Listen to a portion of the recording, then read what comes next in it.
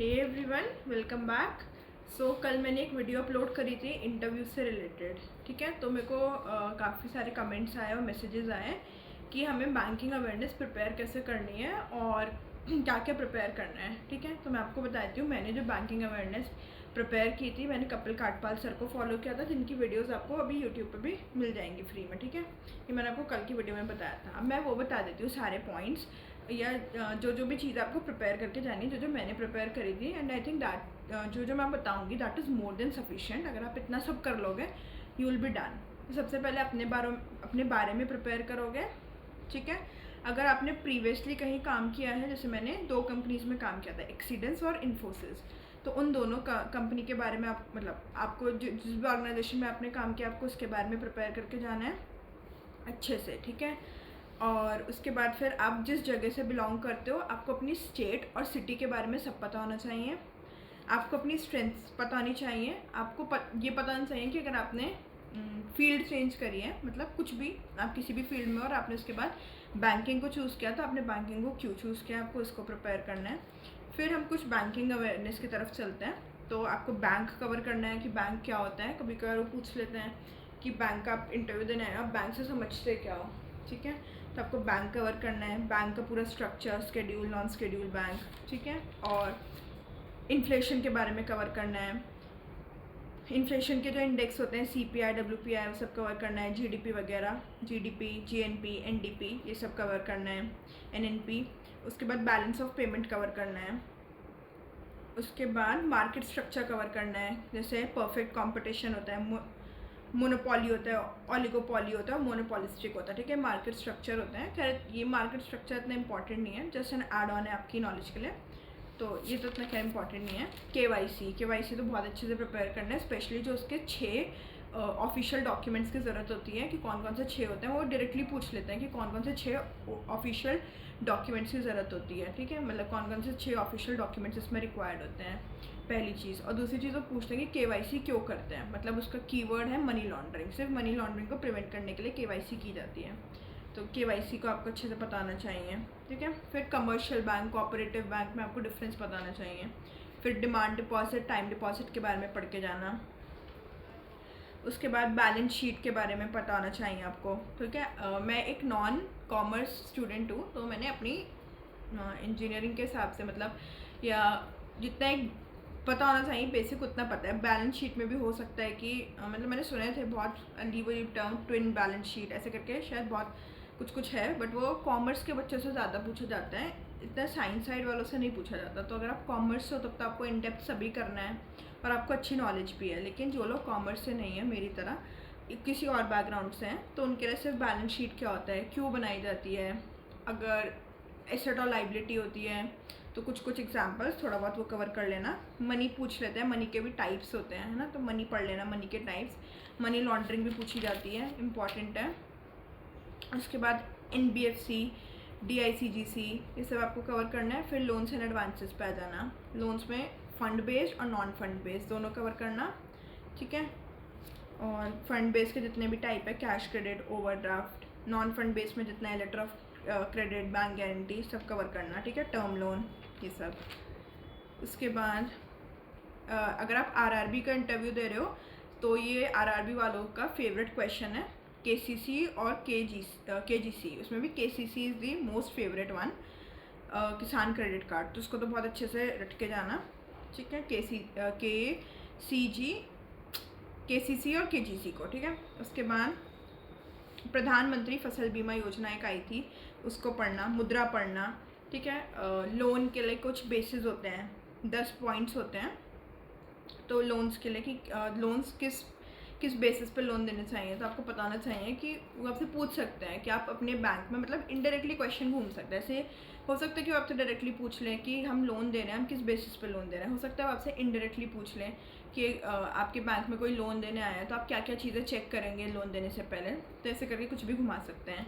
तो उसके लिए 10 पॉइंट्स होते हैं छोटे छोटे, कि हम उसकी प्रीवियस हिस्ट्री चेक करेंगे, क्रेडिट वर्दीनेस चेक करेंगे, मार्केट रेपुटेशन देखेंगे और मार्जिन देखेंगे, पर्पस ऑफ लोन समझेंगे। ऐसे करके 10 पॉइंट्स हैं, इनको आप प्रिपेयर कर लेना। ठीक है, उसके बाद क्रेडिट इन्फॉर्मेशन, कंपनीज़ के बारे में जो हमारी 4 हैं, सिबिल, इक्विफैक्स, एक्सपीरियन और हाईमार्क, इनको पढ़ लेना। बेसिक आपको टर्म्स पता होनी चाहिए, जैसे हाइपोथिकेशन, मॉर्टगेज, प्लेज, असाइनमेंट, लीन और सेट ऑफ। ठीक है, इतना आपको पता होना चाहिए। चेक्स के बारे में वो पूछ लेते हैं, तो चेक्स को प्रिपेयर कर लेना। चेक क्या होता है, कितने तरीके के चेक होते हैं, post dated, ante dated, stale cheque, cross cheque, general crossing, special crossing, ये सब करके। ठीक है, फिर ड्राफ्ट, एनईएफटी में आपको डिफरेंस पता होना चाहिए। उसके बाद आरटीजीएस, एनईएफटी, ये सब पता होना चाहिए। उसके बाद बैंक की क्या क्या ड्यूटीज़ होती हैं, हमने पीछे पढ़ा था कि बैंक क्या होता है। अपार्ट फ्रॉम दैट बैंक की क्या क्या ड्यूटीज़ होती हैं, जैसे गवर्नमेंट बिजनेस को कंडक्ट कराती है, लॉकर फैसिलिटी देती है, गोल्ड बैंकिंग कराती है, सोवरेन गोल्ड बॉन्ड को इशू करती है, ये सब। उसके बाद 2 टॉपिक जो सबसे ज़्यादा फेवरेट होते हैं इंटरव्यूअर के, एनपीए एंड मॉनेटरी पॉलिसी। घोट के पी लेना एनपीए और मॉनेटरी पॉलिसी को, तो बहुत थरोली रिवाइज करते रहना। ठीक है, और जैसे मुझसे पूछा था आरआरबी में, डाउटफुल के भी अंदर पूछ लिया था, तो माइन्यूट डिटेल्स जितनी आपको पॉसिबल हो उतनी आप कलेक्ट करके जाना इन पे। ठीक है, अच्छे से एनपीए वगैरह कवर कर लेना। इसके बाद PSL, priority sector lending, cover करना अच्छे से। ठीक है, और बस इतना आप बैंकिंग अवेयरनेस में कवर कर लो, इतना सफिशिएंट रहेगा जहाँ तक है। बाकी small finance bank, payment bank और बैंकिंग रेगुलेशन एक्ट, ये सब पढ़ लेना। और वो पेमेंट एंड सेटलमेंट एक्ट, वो सब पढ़ लेना, इतना काफ़ी है।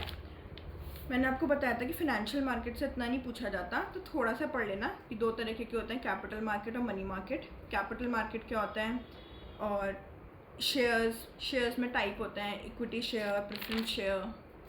फिर प्रेफरेंस शेयर्स में भी टाइप होते हैं, क्यूमुलेटिव, नॉन क्यूमुलेटिव। थोड़ा सा बहुत मतलब ओवरव्यू आप जान लेना, ऐसे वो आपसे इतना इन डेप्थ में नहीं पूछेंगे कि प्रेफरेंस शेयर्स के क्या क्या टाइप होते हैं। मतलब पूछना तो नहीं चाहिए, पूछने को तो कोई कुछ भी पूछ सकते हैं, बट इतना पता होना चाहिए कि आपसे अगर वो शेयर्स पूछे तो आप बस ये ना बोल दो कि मतलब एक कंपनी में हिस्सा वो शेयर्स होते हैं, ऐसे नहीं। थोड़ा सा इन डेप्थ बता देना कि इक्विटी शेयर्स होते हैं, प्रेफरेंस शेयर्स होते हैं।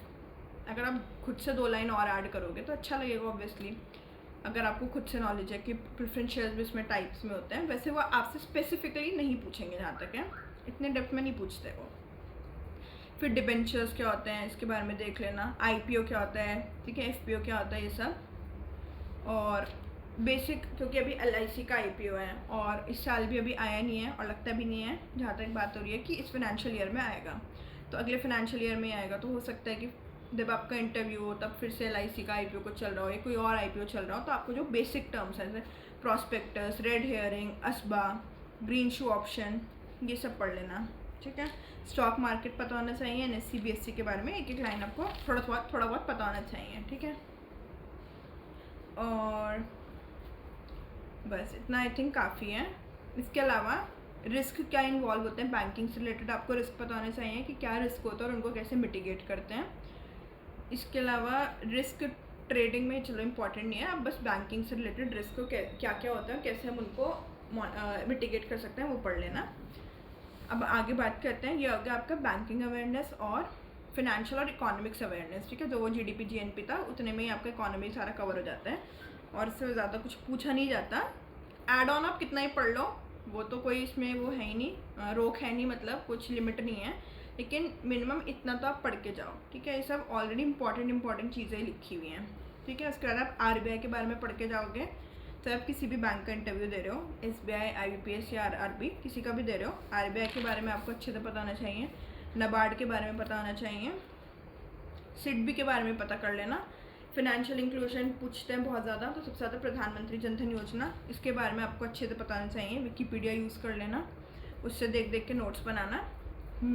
ठीक है, उसके बाद एक था ये जैम ट्रिनिटी। ठीक है, जन धन आधार मोबाइल, ये जैम की फुल फॉर्म थी, जन धन आधार मोबाइल ट्रिनिटी, तो इसको पढ़ लेना, ये भी इम्पॉर्टेंट है।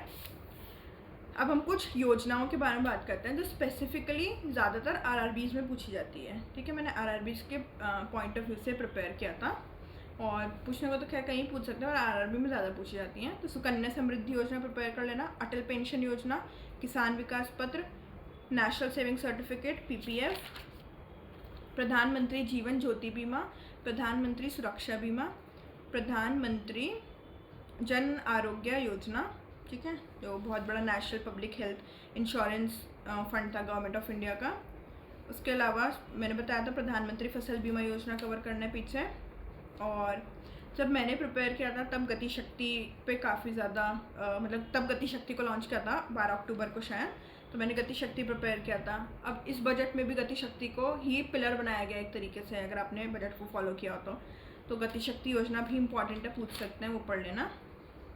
फिर कुछ और बेसिक क्वेश्चंस क्या हो सकते हैं कि आप अपने आप को 5 साल बाद कहाँ देखते हो, बैंकिंग में ग्रोथ कैसी है, ठीक है, मनरेगा के बारे में पढ़ना है, और बैंक्स को मर्ज किया जा रहा है या बैंक्स प्राइवेट किए जा रहे हैं तो इस पर आपकी क्या ओपिनियन है, ये सब, ठीक है।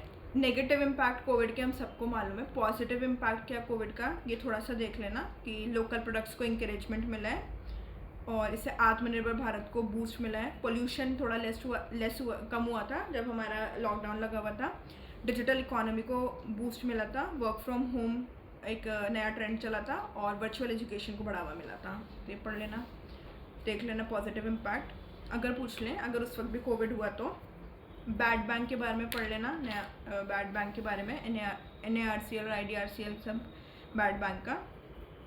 अगर आप RRBs के लिए प्रिपेयर कर रहे हो तो आपको पता होना चाहिए जिस भी स्टेट से आपने अपना फॉर्म फिल किया, जैसे मैंने यूपी से फिल किया था तो मुझे पता होना चाहिए था कि यूपी में 3 RRB बैंक हैं, ठीक है, आर्यव्रत, प्रथमा यूपी और बड़ौदा यूपी बैंक, ठीक है। अब इन बैंकों के एक स्पॉन्सर बैंक भी होता है सबके, जैसे आर्यव्रत का sponsor bank bank of India था, प्रथमा का PNB था, बड़ौदा यूपी का बैंक ऑफ बड़ौदा था। तो आपको नेम और उनके स्पॉन्सर बैंक पता होने चाहिए।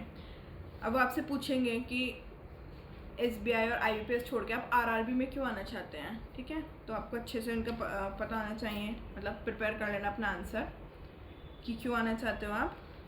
उसके अलावा फिक्स्ड एसेट क्या होते हैं, करंट एसेट क्या होते हैं, लिक्विड एसेट, यही बेसिक टर्मिनोलॉजी है ये। क्योंकि मैं दिल्ली के पास से बिलोंग करती हूँ तो सेंट्रल विस्टा प्रोजेक्ट चल रहा है यहाँ पे काफ़ी टाइम से, तो मैंने वो भी प्रिपेयर किया था। अगर आप दिल्ली या नियर बाय हो तो देख सकते हो, इम्पॉर्टेंट नहीं है शायद, क्योंकि कोई अगर रिसेंट न्यूज़ में रहता है तो पढ़ लेना, वरना सेंट्रल विस्टा खैर इतना इंपॉर्टेंट नहीं है। फिर ये पूछ सकते हैं कि बैंक अपना प्रॉफिट कैसे कमाती है, तो ये प्रिपेयर कर लेना बैंक का प्रॉफिट। और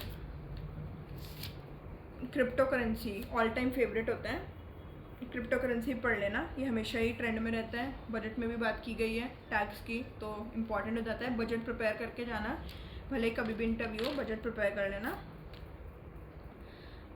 और वुमेन एम्पावरमेंट पढ़ लेना, ठीक है, वुमेन एम्पावरमेंट पे भी पूछ लेते हैं बेसिक क्वेश्चंस। और वुमेन एम्पावरमेंट पे जब आप बोलोगे तो आप कुछ गवर्नमेंट स्कीम्स का भी नाम ले देना जो गवर्नमेंट ने चलाई थी, जैसे कि बेटी बचाओ बेटी पढ़ाओ, उज्ज्वला, महिला ई हाथ, ऐसे करके वन स्टॉप सेंटर स्कीम, ऐसे करके बहुत सारी स्कीम्स चलाई गई थी। तो आप अपने आंसर को और अच्छा बनाने के लिए, इनोवेटिव इम्प्रेसिव बनाने के लिए गवर्नमेंट स्कीम्स के साथ उसको मर्ज करना, ठीक है। फिर आप बैंक PO की क्या क्या रिस्पॉन्सिबिलिटी होती है ये पढ़ के जाना।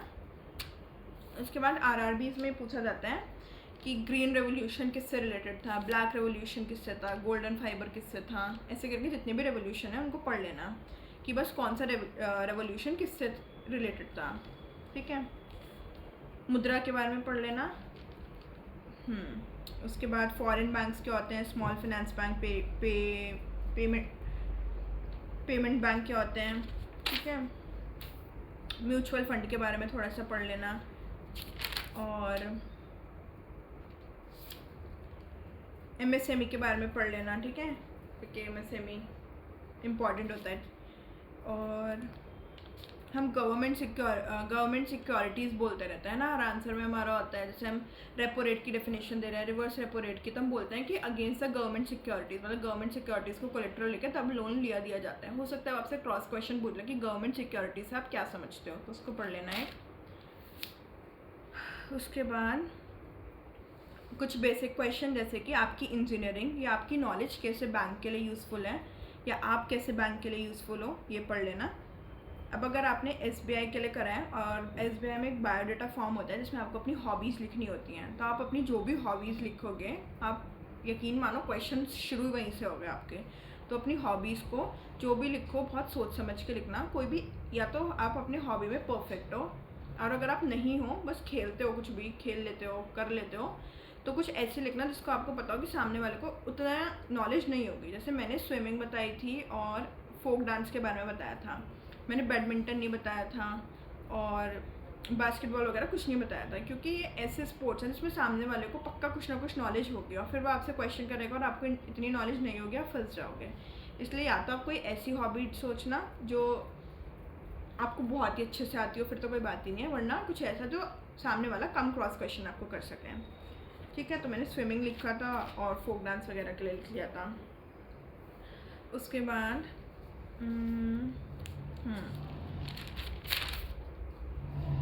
और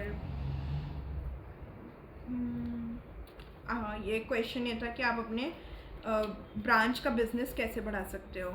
ठीक है, तो ये पढ़ लेना। पैरा बैंकिंग क्या होता है, नैरो बैंकिंग क्या होता है, यूनिवर्सल बैंकिंग क्या होता है, ये पढ़ लेना। ठीक है, इसके पार्ट मैंने आपको बताया था पिछली वीडियो में कि आपको 1 वीक की करंट अफेयर्स कवर करनी है और 1 वीक के आपके इंटरव्यू से 1 वीक या 10 दिन पहले के आप कर लो। उसमें भी सिर्फ बैंकिंग वाली न्यूज़ को कवर करो और जो बहुत ही हाईलाइटेड टॉपिक हैं, जैसे कि रशिया यूक्रेन का भी चल रहा था तो वो इम्पॉर्टेंट था, फार्मर्स का जो लॉ रिपील हुआ था वो इम्पॉर्टेंट था। तो ऐसे करके जो बहुत ही ज़्यादा लाइमलाइट में टॉपिक्स हैं उनको पढ़ लो आप, और सिर्फ बैंकिंग से रिलेटेड न्यूज़ पढ़ लो। ये भी स्पेशली उनमें SBI में ज़्यादा पूछा जाता है, RRB में इतना इस पर नहीं पूछा जाता। वो KCC KGC और RRB में क्यों आना चाहते हो, जो प्रीवियस मैंने जितने क्वेश्चन बताए उन पर ज़्यादा फोकस रहता है। SBI का थोड़ा करंट न्यूज़ पे ज़्यादा फोकस रहता है। ठीक है, और आपके फादर का क्या ऑक्यूपेशन है ये आपको अच्छे से पता होना चाहिए, और जिस भी ऑर्गेनाइजेशन का आप इंटरव्यू दे रहे हो आपको वो अच्छे से पता होना चाहिए। ठीक है, तो ये कुछ इंपॉर्टेंट क्वेश्चंस या इंपॉर्टेंट टॉपिक्स थे जो आप कवर कर लो, तो आपका मैक्सिमम इंटरव्यू के लिए बैंकिंग अवेयरनेस या financial awareness, economy awareness cover हो जाएगी। ठीक है, और बाकी मैंने आपको जितना था बता ही दिया। इसको आप पिछली वीडियो के साथ मिक्स करके देखना तो आपको ज़्यादा हेल्पफुल मिलेगी। एंड कुछ और डाउट हो तो बताना। So that's all for this video, thank you.